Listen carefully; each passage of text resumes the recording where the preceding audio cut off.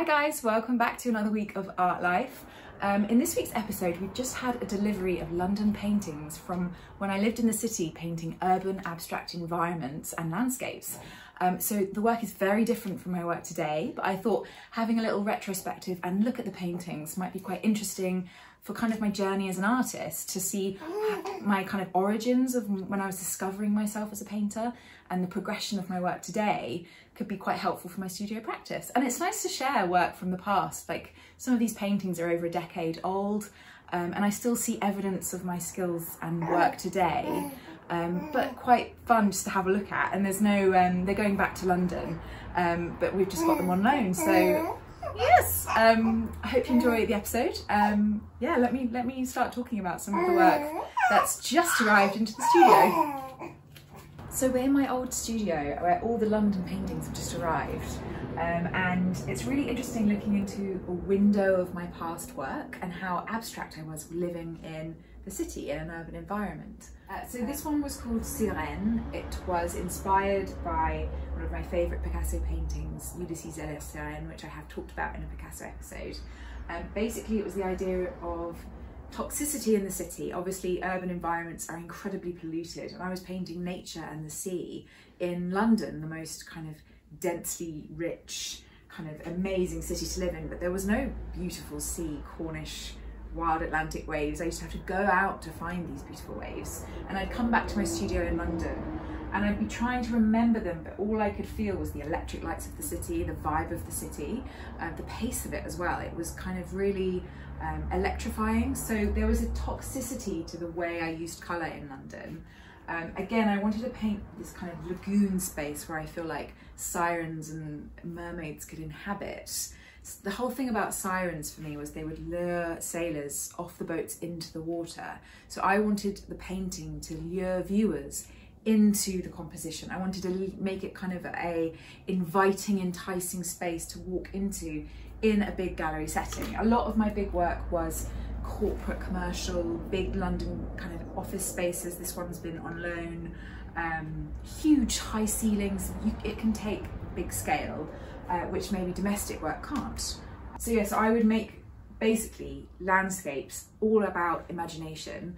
The idea of what I craved in London was to be by the sea, but in trying to replicate that in a studio, it became incredibly toxic and slightly electrifying. You can see the gestures of the charcoal underneath, but really it was about luring you in to the composition. I used very bright summery colours.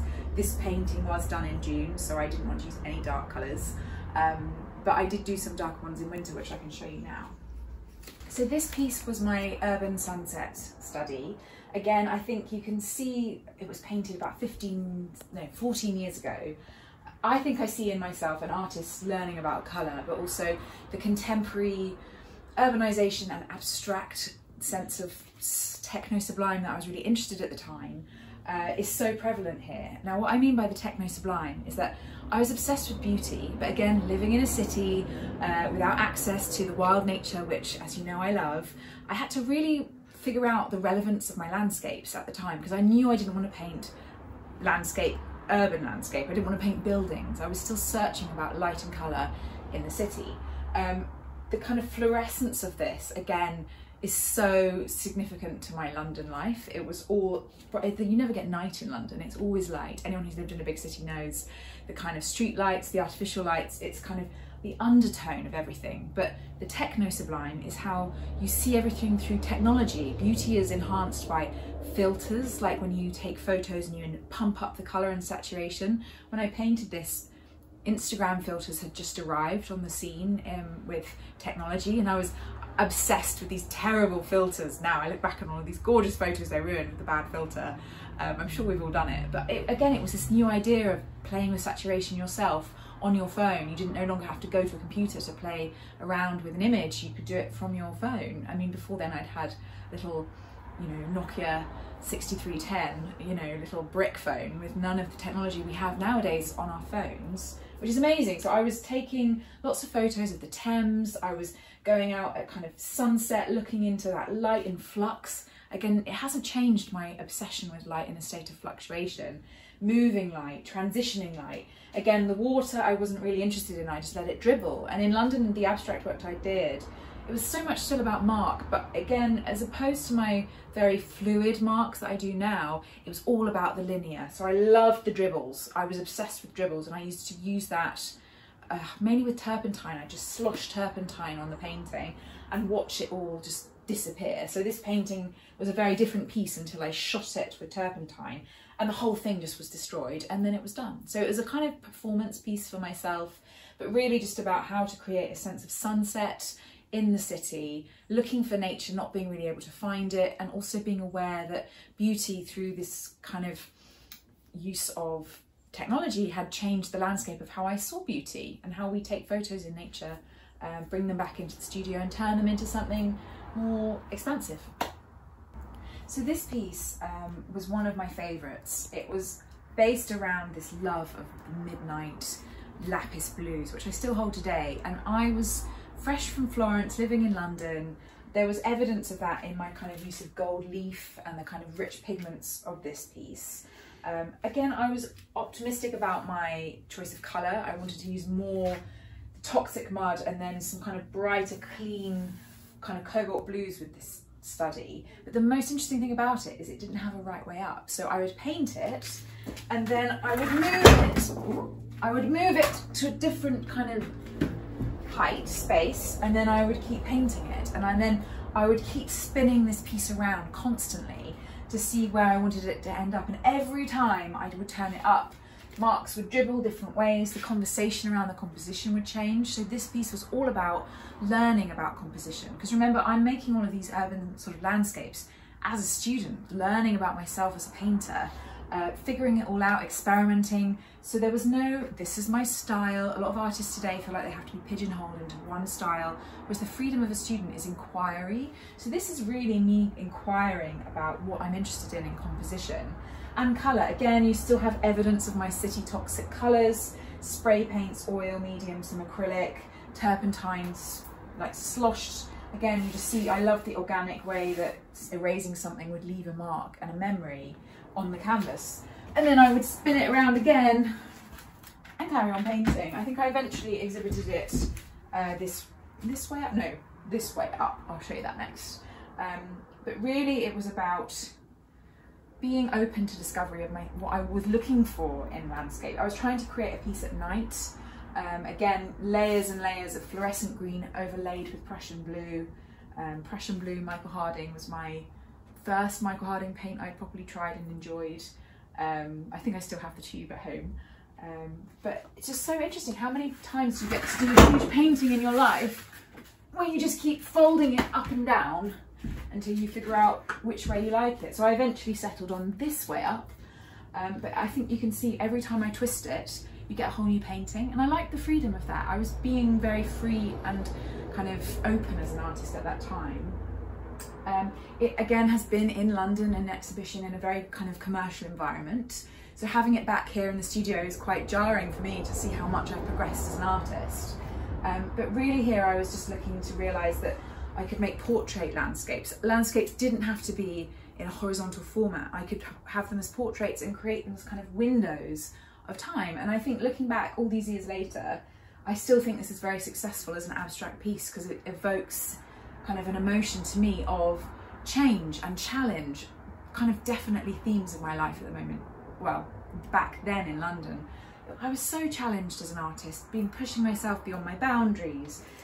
I didn't like the colours. I was trying to make ugly paintings because I was so aware that all my work in Italy had been so beautiful that I really wanted to test the parameters of ugliness and how could I make something sit well with the viewer if it wasn't perfect, if the colours were really muddy and dirty and a bit gritty, because that is life for me in the city. It's slightly gritty, but there is still beauty to be found in it.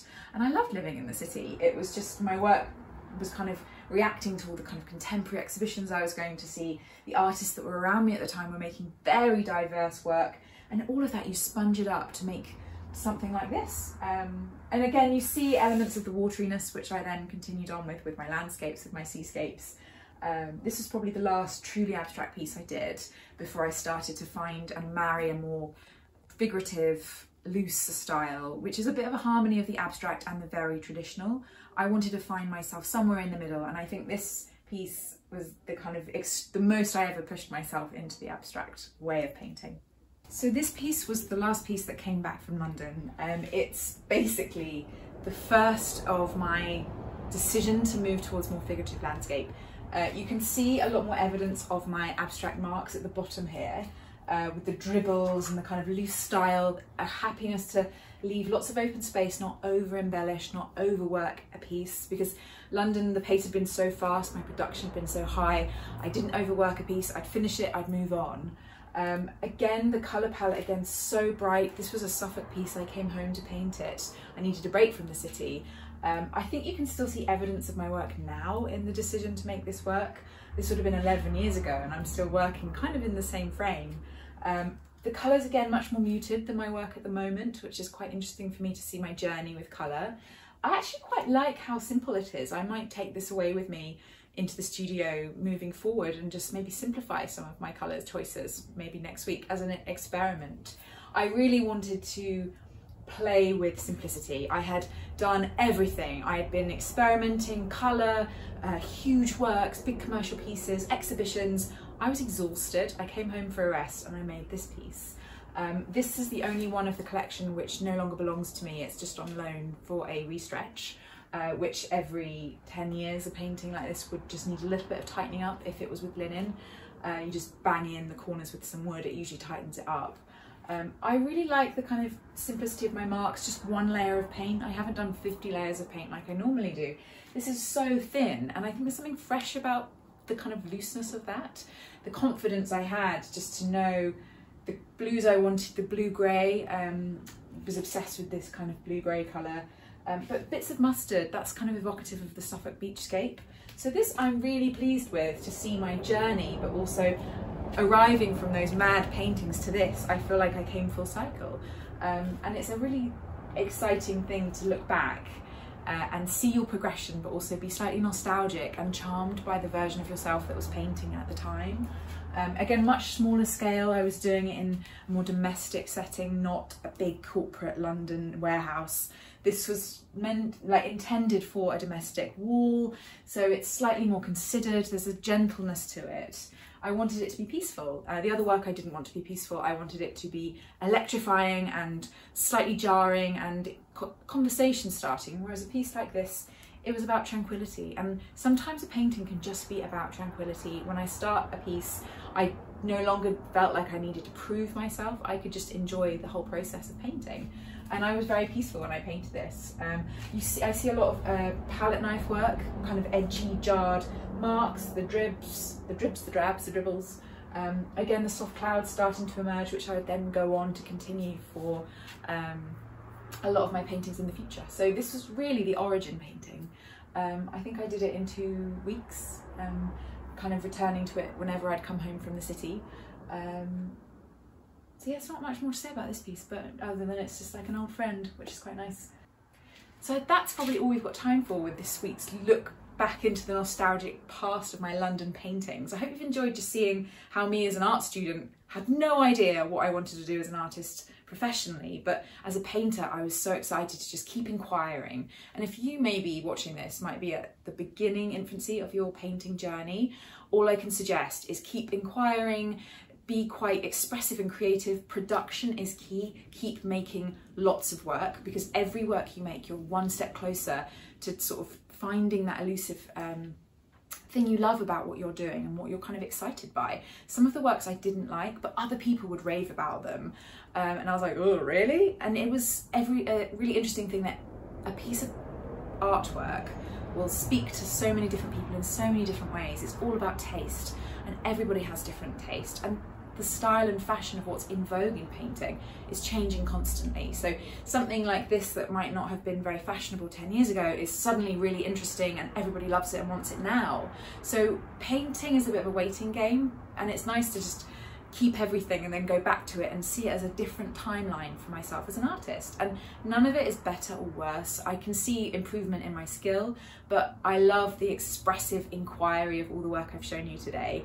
And it's fun. The main thing about the whole journey of looking backwards into a more urban landscape is how much fun I was having, and how I kind of was much freer maybe than I am now, and maybe can incorporate some of that freedom into my work at the moment. The scale definitely I still love, but it's just sometimes fun to see how you progress and to share that with you guys. It's been quite fun today, so I hope you've enjoyed it. Any comments below would be greatly appreciated, and don't forget to like and subscribe if you haven't already, and I hope you have a great day, guys. Thank you for watching, and I'll see you next week.